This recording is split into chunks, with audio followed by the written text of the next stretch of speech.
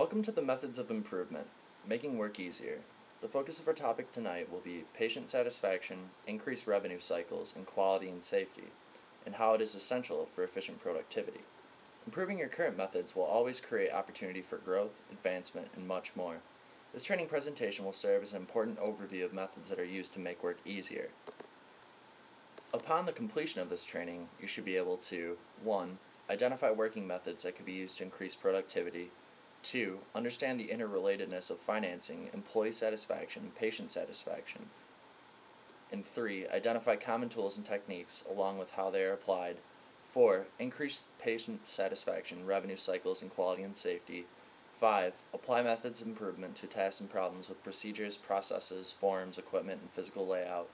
6. Explain in detail what is meant by methods-minded attitude. 7. Outline ways that tasks can be improved. And 8. Identify the role of the manager as a method of improvement. Our agenda for tonight will be as follows. For Method 1, Total Quality Management, we'll be spending about a minute and a half. For Method 2, Being Proactive, or Doing It Right the First Time, we'll be spending about a minute and 41 seconds. For Method 3, the Methods-Minded Attitude, we'll be spending a little under a minute. And for Method 4, Developing a New Method, we'll be spending a little under a minute and a half. The first method, Total Quality Management, is aimed at improving organizational processes in business and industry.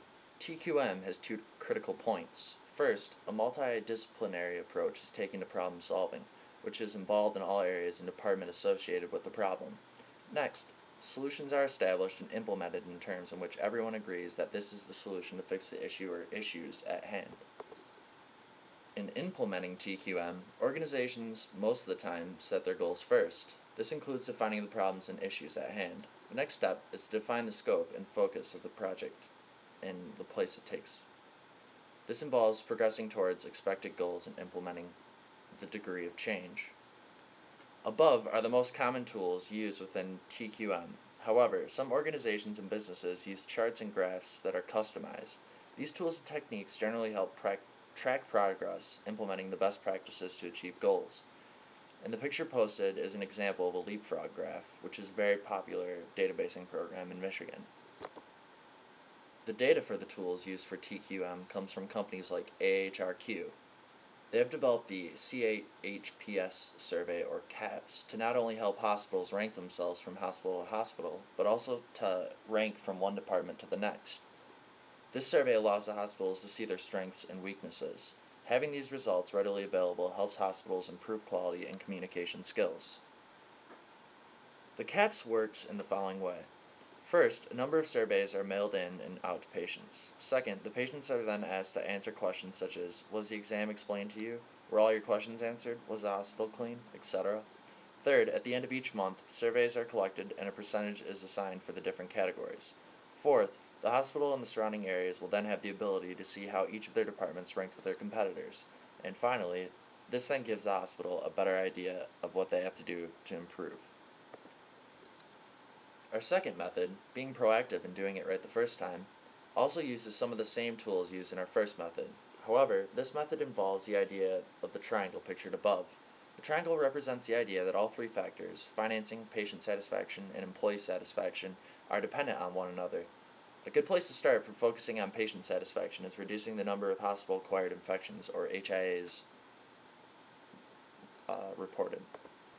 HAIs, also known as nosocomial infections, encompass all clinically evident infections that do not originate from a patient's originally admitting diagnosis.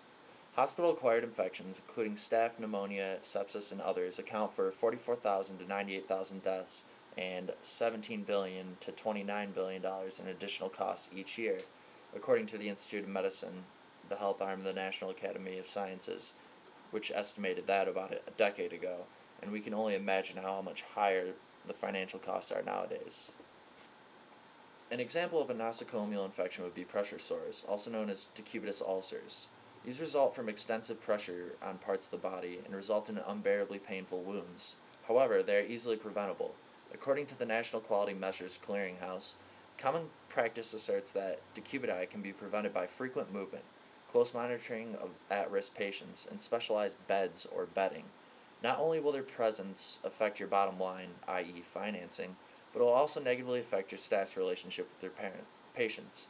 So, for example, say that we create a program to reduce the number of decubitus ulcers, and it works. The number reported begins to decrease. The result would be an increase in patient satisfaction, which would then result in a better ranking from JCAHO. When focusing on the JCAHO results, Quint Studer, author of Hardwiring Excellence, suggests that it is more important to focus on the percentiles of your rank and not the raw scores. When your organization is given higher scores from JCAHO and other high-quality measurement organizations, the amount that you are reimbursed for your services will increase. In turn, this allows you to pay your employees more, which helps reduce turnover, but more importantly, it prevents your employees from having to do unnecessary work and provides a better working environment for them, thereby making work easier.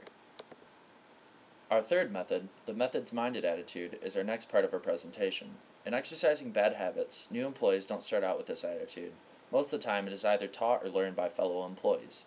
It isn't uncommon for employees to find ways to do tasks quicker and easier and just adapt to this bad habit. This attitude is viewed as the lazy way of doing things. In other words, it is important to do things the right way every time and to not take the easy way out. This was actually a problem at the department where Danielle worked. According to her, technologists were not surveying themselves out after every shift with a Geiger counter.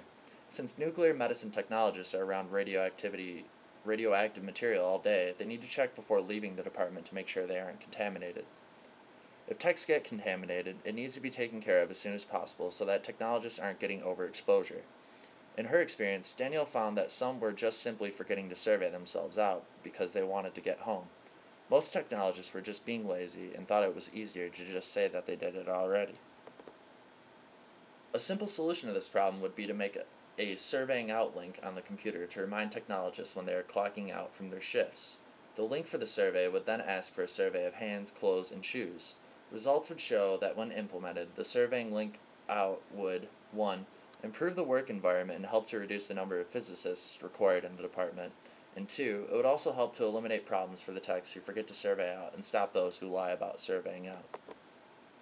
Our fourth method is developing a new method, which is when you are doing something or changing the way something is done, which can be very difficult.